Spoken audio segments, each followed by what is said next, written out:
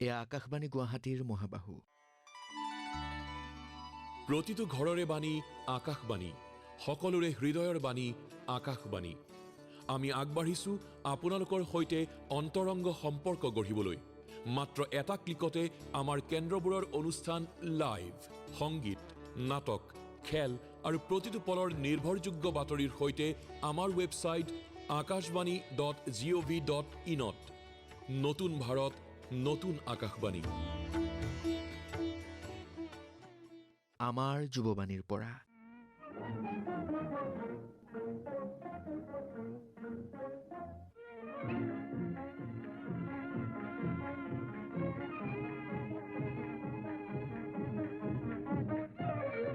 নমস্কাৰ শ্ৰোতাসকল, আমাৰ যুৱবাণীৰ পৰা অনুষ্ঠানটিলৈ আপোনালোকক আদৰণি জনাইছোঁ। আজিৰ অনুষ্ঠানত আপোনালোকলৈ আগবঢ়াইছোঁ যুৱ কৰ্মশালাৰ এটি খণ্ড।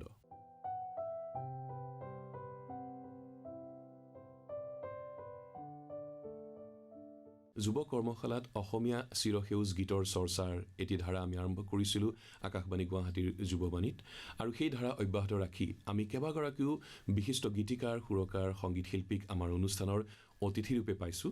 যোৱা খণ্ডত আমাৰ অতিথি আছিল বিশিষ্ট গীতিকাৰ, সুৰকাৰ, সংগীত শিল্পী প্ৰশান্ত বৰদলৈ। তেখেতৰ সৈতে আমি সুৰীয়া সময় অতিবাহিত কৰিছিলোঁ, কিন্তু সেই সময়খিনি অতিবাহিত কৰাৰ পাছত আমাৰ এনেকুৱা লাগিছিল যে তেখেতৰ সৈতে আৰু কিছু যদি আমি সময় পালোহেঁতেন। সেইকাৰণে পুনৰবাৰ তেখেতক আমাৰ ষ্টুডিঅ'লৈ আমি আমন্ত্ৰণ জনাই আনিছোঁ। প্ৰশান্ত বৰদলৈদেৱক আমি আকাশবাণী গুৱাহাটী ষ্টুডিঅ'ত এই যুৱ কৰ্মশালা অনুষ্ঠানত পুনৰবাৰ আদৰণি জনাইছোঁ। নমস্কাৰ। আপোনাৰ সৈতে যোৱা খণ্ডত খুব ভাল লাগিছিল, গীতৰ চৰ্চা কৰিছিলোঁ। আপুনি গীতৰ আঁৰৰ কথা কৈছিল, সৃষ্টিৰ কথা কৈছিল, আৰু আপুনি আকাশবাণী গুৱাহাটী আৰু ডিব্ৰুগড়ৰ সৈতে সম্পৰ্কৰ কথা কৈছিল, কুল বৰুৱাৰ কথা কৈছিল, মিহিৰ বৰদলৈৰ কথা কৈছিল। আজি আকৌ এবাৰ আপোনাৰ সৈতে আমি বহিছোঁ। নতুন প্ৰজন্মৰ কণ্ঠশিল্পীসকল আছে। আমি আদৰণি জনাইছোঁ দেমিৰাজ, নমস্কাৰ। প্ৰীতি মল্লিকা খনিকৰ, নমস্কাৰ। কীৰ্তি কৃষ্টি বৰা, নমস্কাৰ। তনয়া, নমস্কাৰ। বহনিমান আয়ান, নমস্কাৰ। বহনিমান গোহাঁই, নমস্কাৰ। আৰু মৰমী দেৱী। নমস্কাৰ। সকলোকে আদৰণি জনাইছোঁ। তেওঁলোক যোৱা খণ্ডতো আছিল আৰু তেওঁলোকো আগ্ৰহ প্ৰকাশ কৰিলে যে আপোনাৰ সৈতে এই সময়খিনি তেওঁলোকৰ খুব ভাল লাগিছিল। সেইকাৰণে পুনৰবাৰ তেওঁলোককো আমি আমন্ত্ৰণ জনাই আনিছোঁ। আজিৰ অনুষ্ঠানটিৰ আৰম্ভণিতে যোৱা খণ্ডত আপুনি যিটো গীত শিকাইছিল, এবাৰ আমি তেখেতসকলৰ কণ্ঠত শুনি লওঁ, তাৰ পাছত আমি আগবাঢ়িম। ঠিক আছে, গোৱা।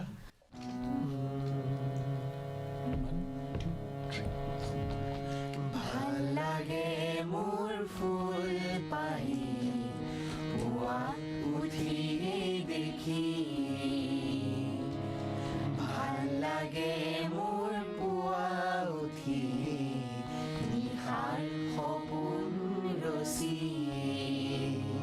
পুৱাৰ আকাশ ৰাঙলী ৰাঙলী পক্ষীৰ গুণগুণ শুনি শুনি, ভাল লাগে মোৰ ফুল পাহি পুৱা উঠিয়ে দেখি, ভাল লাগে মোৰ পুৱা উঠি নিশাৰ সপোন ৰচি। আই মোক জগাবি সদায়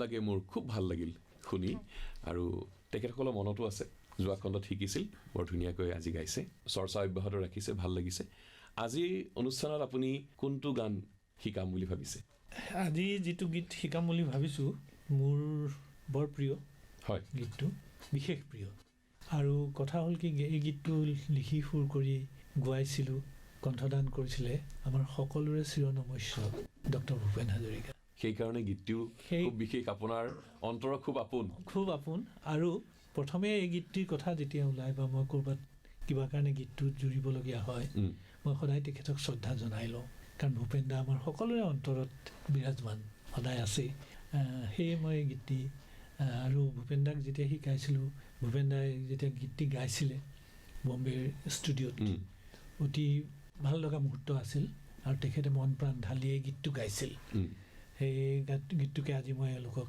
শিকাওঁ বুলি ভাবিছোঁ হয় সেই গীতটোৰ কথাখিনি এবাৰ যদি আপুনি পঢ়ি দিয়ে তেতিয়া আমাৰ শ্ৰোতাসকলেও তেখেতসকলৰ সুবিধা হ'ব আৰু আমাৰ অংশগ্ৰহণকাৰীসকলৰ সুবিধা হ'ব গীতটোৰ কথাখিনি হ'ল ভূপেন্দ্ৰাৰ যদিও গীতটো এখন চিনেমাৰ বাবে প্ৰস্তুত কৰা হৈছিল হয় কিন্তু তাত যিটো চৰিত্ৰ আছিল সেই চৰিত্ৰটো মানে ভূপেন্দ্ৰাৰ লগত অলপ মিলিছিলে পৰিচালকে কোৱা অনুযায়ী সেইকাৰণে গীতটো বোধহয় অকণমান তেখেতেও আনুভূতিকভাৱে লৈছিলে গীতটো গাবৰ সময়ত বা শিকিবৰ সময়ত ভূপেন দাই আৰু গীতটোৰ কথাখিনি আছিলে জীৱন জুৰি গীতেই গালোঁ প্ৰেৰণা স্মৃতিৰে ভাহে হাঁহিৰ গান শুনাব খোজোঁ বেদনাৰ সুৰহে আহে বিশেষজনৰ বাবে নহয় হেজাৰ শ্ৰোতাৰ বাবে হৃদয় লিপিত লিখা আছে যি গুপুতে নিজৰ বাবে জীৱন জানো আশা নহয় বিশেষ ক্ষণৰ বাবে পথৰ মাজত জ্যোতি হেৰাই এন্ধাৰে ঢাকি ধৰে হাঁহিৰ গান শুনাব খোজোঁ বেদনাৰ সুৰহে আহে এইটো ভূপেন্দ্ৰাৰ বাবে আপুনি লিখিছিল এইটোৰো সৃষ্টি প্ৰথমে সুৰৰ পৰা গীত হৈছে মানে প্ৰথমে সুৰৰ সৃষ্টি হৈছে তাৰপিছত আপুনি মই তাত শব্দ সংযোজন কৰিছে গতিকে এই গীতটিৰ চৰ্চা আমি কৰোঁ আজি অনুষ্ঠানত আমি প্ৰথমে তাৰ স্থায়ীখিনি লওঁ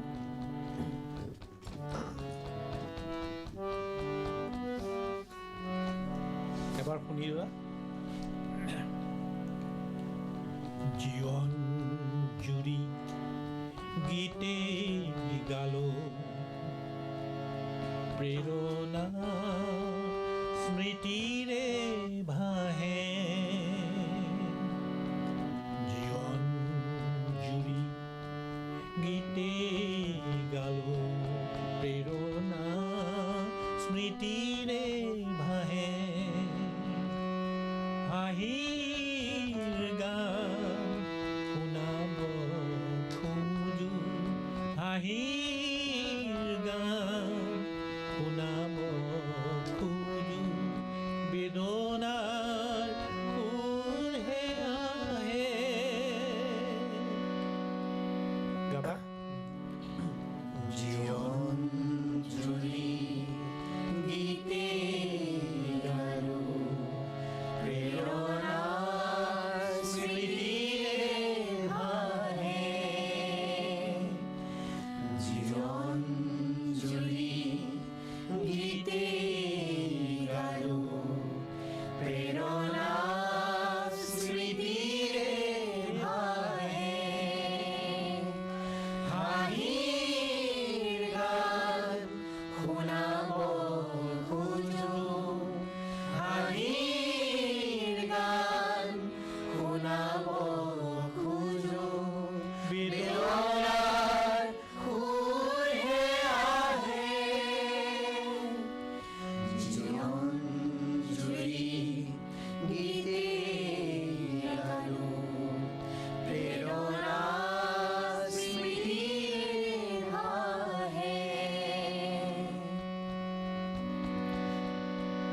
বঢ়িয়া এতিয়া আমি অন্তৰালৈ যাব পাৰোঁ বিশেষ জনৰ বাবে নহয় হেজাৰ শ্ৰোতাৰ বাবে বিশেষজনৰ বাবে নহয়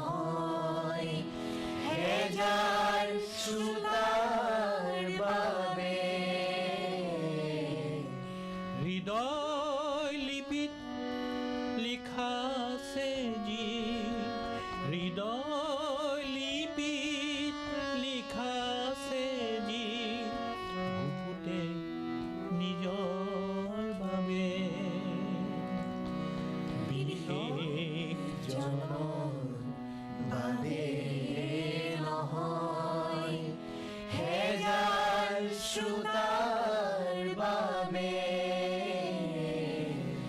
বিশেষ জনৰ বাবে নহয় হেজাৰ শ্ৰোতাৰ বাবে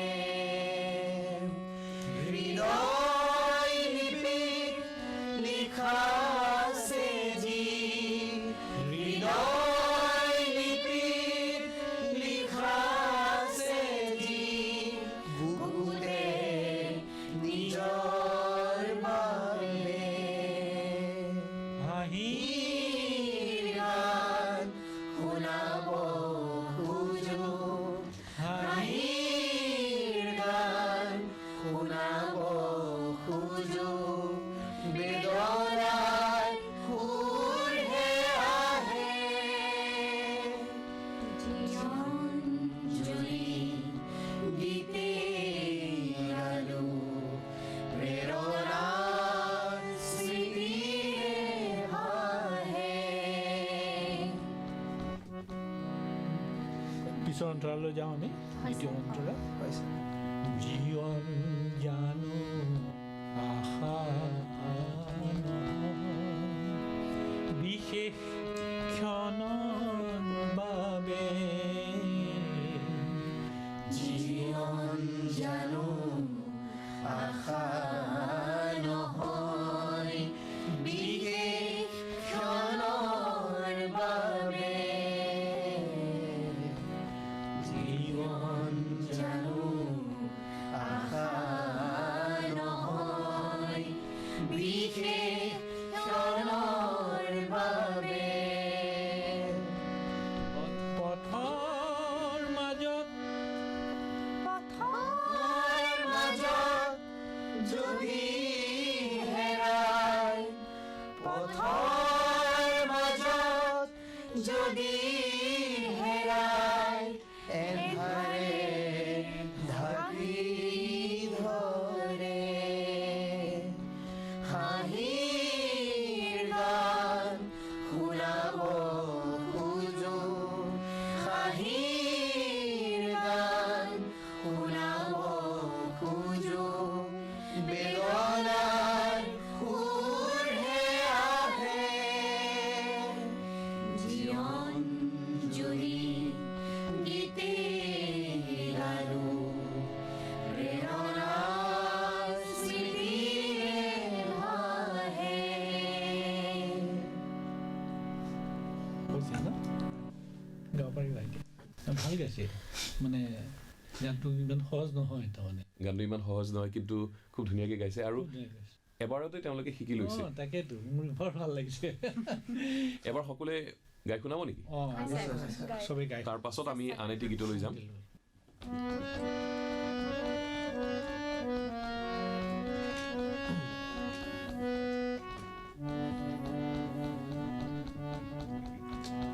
মই অকণমান হেৰি এটা দিম অন্তৰাৰ আগতে দেই ভাল লাগিব তেতিয়া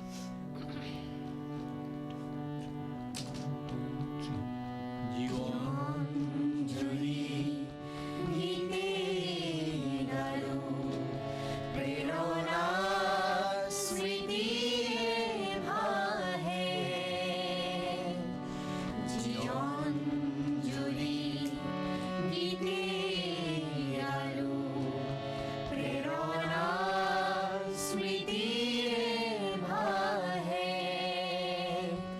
হাঁহিৰ গান শুনাব খোজো হাঁহিৰ গান শুনাব খোজো বেদনাৰ সুৰহে আহে জীৱন-জুৰি গীতে গালো প্ৰেৰণাৰ স্মৃতিয়ে ভাহে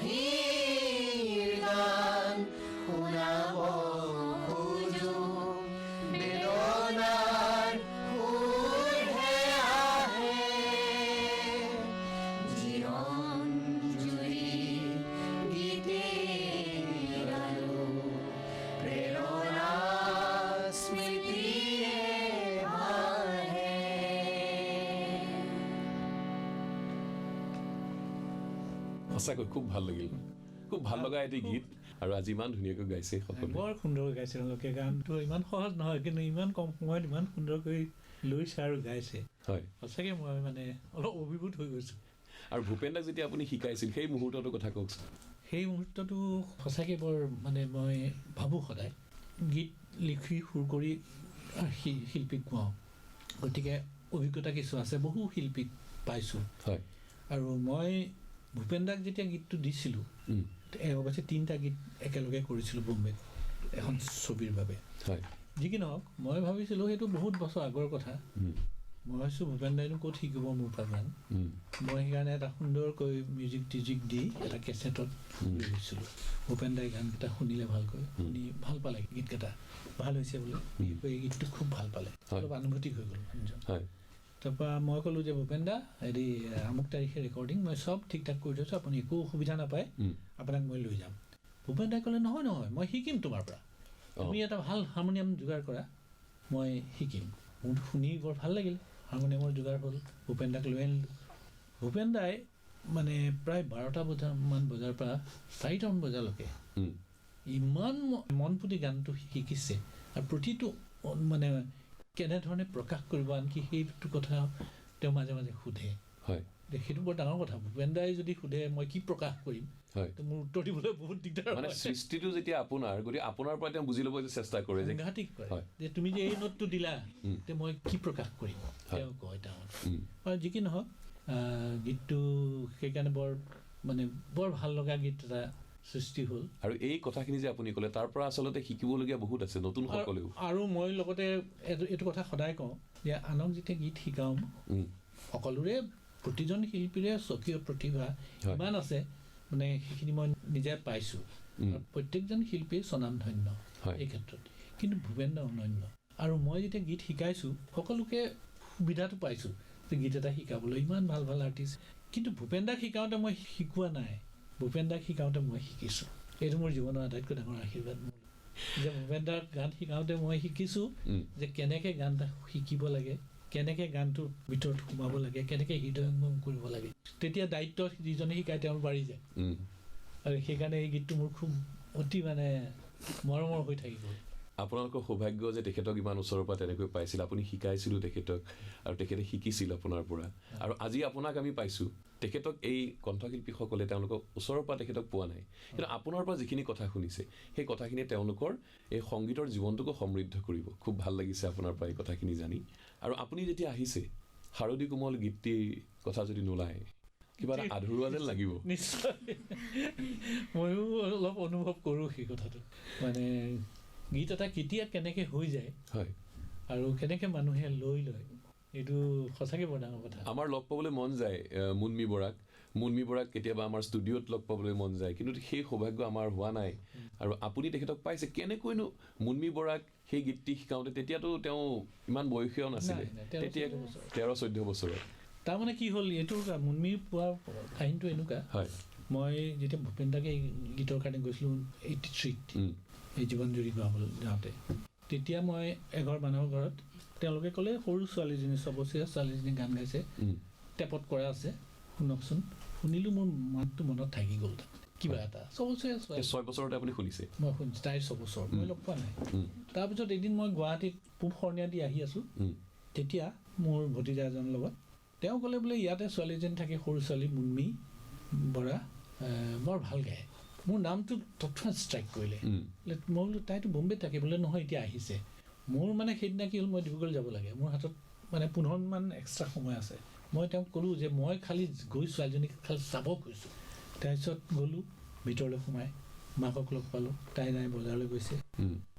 তাৰপৰা পৰিচয় ওলাল, গম পালোঁ যে তেওঁলোকৰ পৰিয়ালৰ লগত মোৰ ইতিমধ্যে চিনাকি আছিল। তাৰমানে মাহীয়েকে এই ৰেডিঅ'ৰ গান গাইছিলে, মোৰ পৰা গীত লৈ আনে পত্ৰালাপেৰে, এনে লগ নাই পোৱা মই, খুব সঘন চিঠিৰে তেওঁ মোৰ পৰা গান লৈ আনে। সেই কথাখিনি ওলোৱাৰ পিছত মাকে মোক ক'লে, মই খুব বেয়া লাগিলে, মোৰ যাবলৈ সময় হৈ গ'ল। তাৰপৰা ক'লে যে আপুনি যদি গীত এটা তাইক মানে কৰে বৰ ভাল পাম মই। তো মোৰতো সেইটো কাৰণে মই মানে হাততে যেন হেৰি পাইছোঁ, যাক মই ইমান বছৰ মনৰ ভিতৰত পুহি ৰাখিছিলোঁ অকণমানি ছোৱালীজনী, সেইমতে কথা বাৰ্তা হ'ল, বম্বে পালোগৈ। কিন্তু যথেষ্ট কষ্ট কৰি গীত মাতখিনি বনাল, মানে সুৰ কৰা হ'ল। সেইটোৰ এটা কাহিনী এটা আছে দেই, কাৰণ মানে এনেকুৱা কাহিনী হ'ল যে এইটো কৰি মোৰ বৰ ভাল লাগে। তাৰমানে 19 তাৰিখে মই মোৰ প্ৰডিউচাৰৰ পৰা চিঠিখন পাইছোঁ যে আমি 24 তাৰিখে বম্বে যাম আৰু তুমি 8টা গান লৈ আহা। মই এটাও গান কৰা নাই, আৰু ইতিমধ্যে মোৰ চাকৰিও আছিলে ইউনিভাৰ্চিটিত। গোটেইখিনি কথা মোৰ সৰগ ভাগি পৰিলে, মই কি কৰিম। লৰালৰিকৈ বাৰীখিনি মেনেজ কৰি মই ৰাতি 5টামান বজাত গধূলি চাৰিওফালে ঘৰ বন্ধ কৰি মই হাৰমনিয়াম লৈ আৰু সৰঞ্জামখিনি লিখা টিখা লৈ মই বহিলোঁ। আৰু গোটেই নিশাটোত তাৰমানে সেই কেছেটটোৰ গান প্ৰস্তুত হৈছে, মানে মুন্মি। হয়, আৰু তাত শাৰদী কোমলো আছে। সেইটো এটা বৰ মানে খুব মোৰ মানে হেৰি মুহূৰ্ত। তাৰপিছত যেতিয়া বম্বেলৈ গ'লোঁ, ইমান কষ্ট কৰি গৈছোঁ, তাই নাই বোলে ঘৰত, মাহীয়েকৰ ঘৰত গৈছে। গ'লোঁ মাহীয়েকৰ ঘৰত, তাইৰ ঘৰটো সুধি পেলাই ওলামগৈ। কিন্তু বাটতে এজনী ছোৱালী দেখিছোঁ চাইকেলৰ আগত উঠিছে, বেলেগ এজনীয়ে চলাইছে, সৰু অকণমানি ছোৱালীজনী। তাইকে সুধিলোঁ যে আমুকৰ ঘৰ কোনটো। তাই ক'লে আৰু গৈ পেলাই দেখিছোঁ মুন্মি এজনী। আৰু গান গোৱা শিকোৱাটো খুব ভাল মুহূৰ্ত। তাইক খুব মন দি শিকে। আজি সেই গীতটোৰ চৰ্চা কৰোঁ আমি ইয়াত। ঠিক আছে। এবাৰ গীতৰ কথাখিনি আপুনি পঢ়ি দিলে ভাল হ'ব। শাৰদী কোমল জোনাক মায়াৰে মন উতলা কৰে, শাৰদী কোমল জোনাক মায়াৰে মন উতলা কৰে, জুৰিটিৰ পাৰত কহুৱা ফুলিলে মন উতলা কৰে। এই বতাহজাকে শেৱালি ফুলৰ সুবাস আনে, এই নিয়ৰবোৰে চিনাকি মনৰ বাতৰি আনে। সৌ তৰালিও উজলিল, জোনাকীও জিলমিল, তুমি কিয় অহা নাই, তোমাক পাবলৈ মন উতলা কৰে। মন কহুৱা বন, নীৰৱ বনত অকলশৰে, যাৰ সপোন ছবি জুৰিৰ নীলা পানীত ভাহে। সৌ সিদিনাৰ কথাবোৰ, মৰমৰ হাঁহিবোৰ বনে বনে দেখা পায়, তোমাক পাবলৈ মন উতলা কৰে। কি যে ভাল লাগিছে শুনি। এটা সুৰৰ মাজেৰে শুনিম। ঠিক আছে।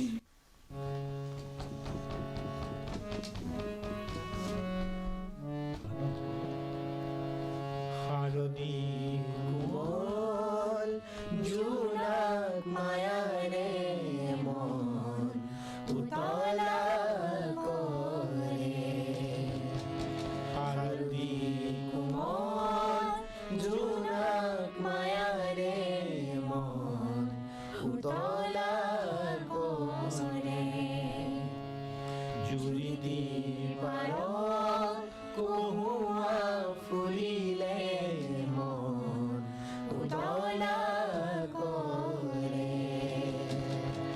জুৰিটিৰ পাৰত কহুৱা ফুলিলে মন উতলা কৰে।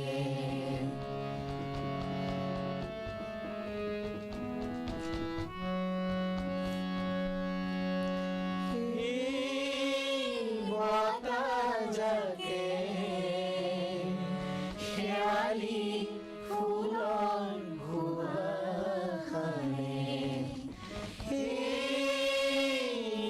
নিয়ৰবোৰে চিনাকি মনৰ বাতৰি আনে। তৰালিও উজলিল, জোনাকীও জিলমিল, তুমি কিয় অহা নাই,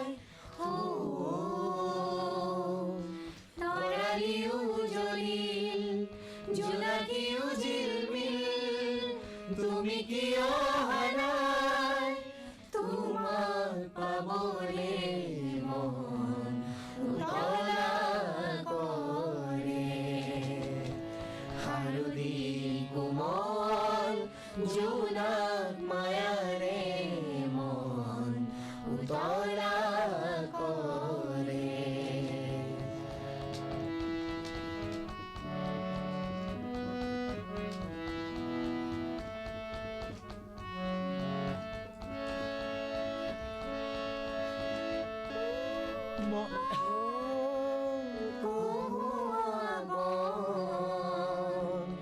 নীৰৱ বনৰ আকাশ ধৰে যাৰ সপোন ছবি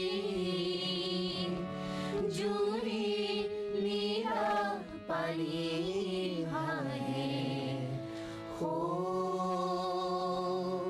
হিৰিয়াৰ কথাবোৰ মৰমৰ হাঁহিবোৰ বনে বনে দেখা পায়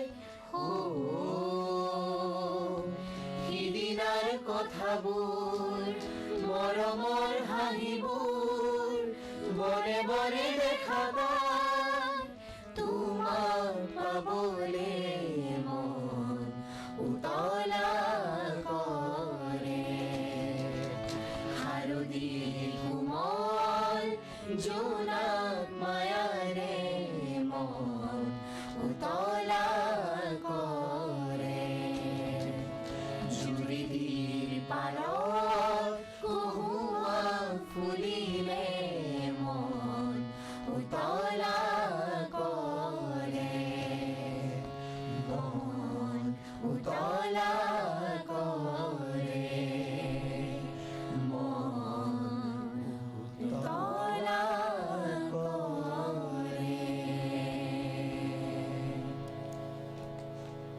সৰুতে মোক পেহীয়ে গান শিকাইছিলে তেতিয়া মোক প্ৰথম এইটো গান শিকাইছে আচ্ছা হয় নেকি আৰু মুনমী বৰাৰ তেতিয়া এই নিজান ৰাতিটো আপুনি কৰা সেইটো হয় এই নিজান বিৰাট ধুনীয়া সুৰকেইটা এই গানটো মানে মই অকণ লাগিছিলে মোৰ মনত হয় যে এই গানটো ভাল হ'ব বুলি শাৰদী কোমল যেতিয়া শাৰদী কোমল মই কৰি উঠিলোঁ ষ্টুডিঅ'ত তাৰমানে অকণ পৰিৱেশ এটা হ'ল যিজন গীটাৰ বজায় ল'ৰা সৌমিত্ৰ তেওঁৰ নাম হয় কলিকতাৰ আছিলে সি মোক কলিকতাৰ পৰা মোৰ লগ আৰু মিউজিকত তেতিয়া কিন্তু সি বম্বেত আৰ ডি বৰ্মনৰ লগত বজায় এতিয়া সি মোক সহায় কৰিছে গোটেই ৰেকৰ্ডিঙত সি ক'লে প্ৰশান্ত দা এই গানটা যখন মিক্সিং হয়ে যাবে আপনি আমাকে খবর দেবেন যত রাত পর্যন্ত হোক আমি চলে আসবো শুনতে চাই মানে আফটার মিক্সিং মই 1টা বজাত হৈ গ'ল মই মাতিলোঁ তেওঁ আহি গ'ল তেওঁ ৰাতি প্ৰায় 2টা বজাৰ আগে আগে পালেহি আমি 2টা বজাত তাৰমানে এনেকৈ গানটো শুনিব লৈছোঁ তেতিয়া মই তেওঁলোকৰ যিটো মানে ৰিয়েকশ্যন দেখিছোঁ ভাবিছোঁ যে মানুহে চাগে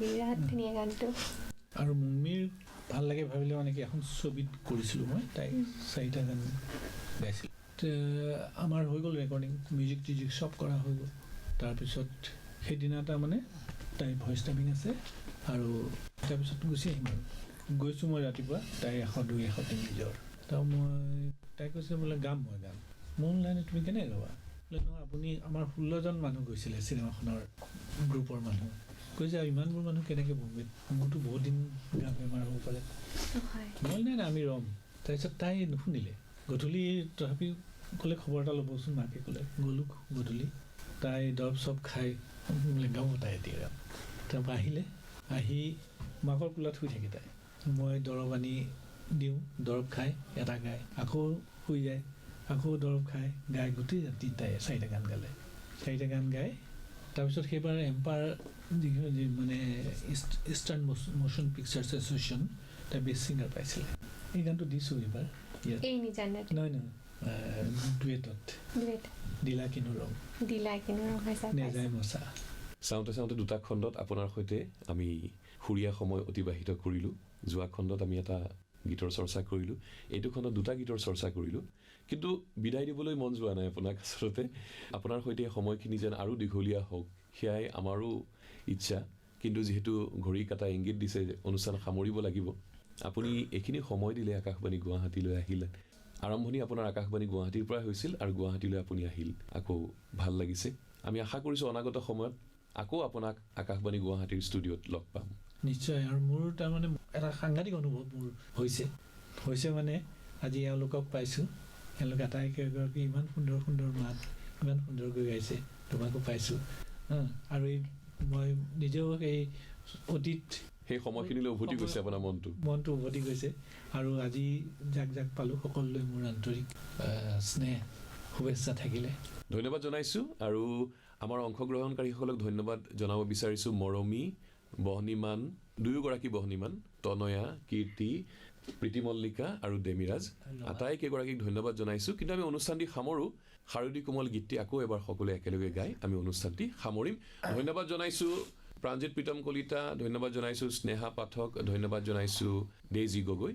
অনুষ্ঠানটি গীতেৰে সামৰোঁ।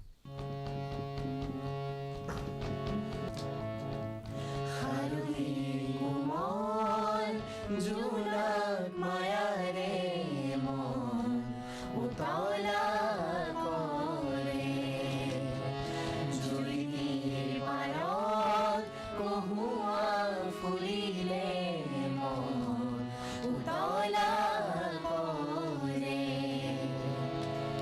আলুৰিৰ কোমল জোনাক মায়াৰে মন উতলা কৰে, জুৰিৰ পাৰত কহুৱা ফুলিলে মন উতলা কৰে।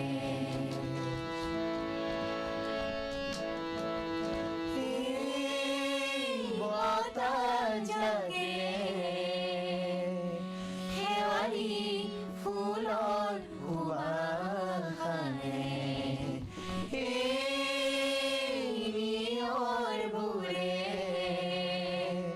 চিনাকি মনৰ বাতৰি আনে,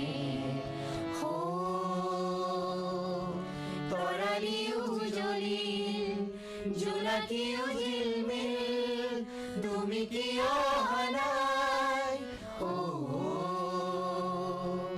তৰালি উজলিল জোনাকী জিলমিল, তুমি কিয় অহা নাই, তোমাক পাবলে মন উতলা কৰে, হালধিৰ কোমল জোনাক মায়াৰে মন উতলা কৰে।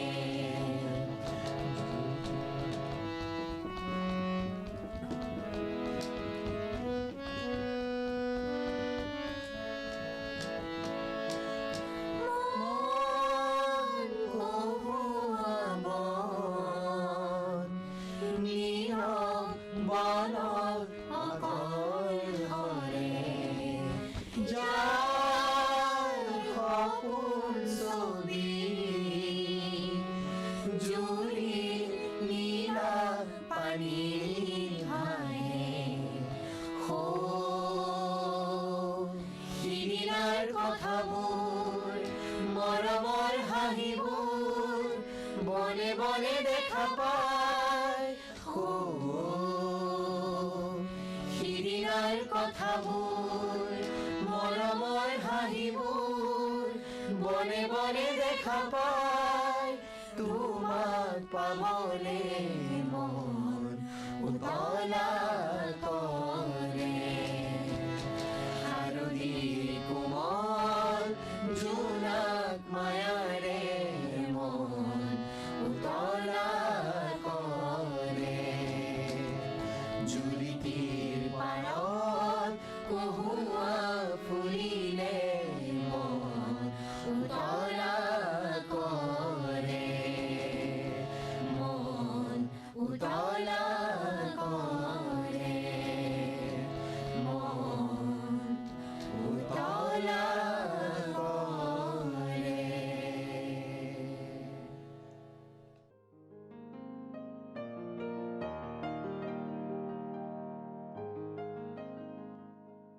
আমাৰ যুৱবাণীৰ পৰা অনুষ্ঠানটিৰ ইমানতে অন্ত পৰিল। অনুষ্ঠানটি প্ৰযোজনা কৰিলে ইন্দ্ৰজিৎ দাসে।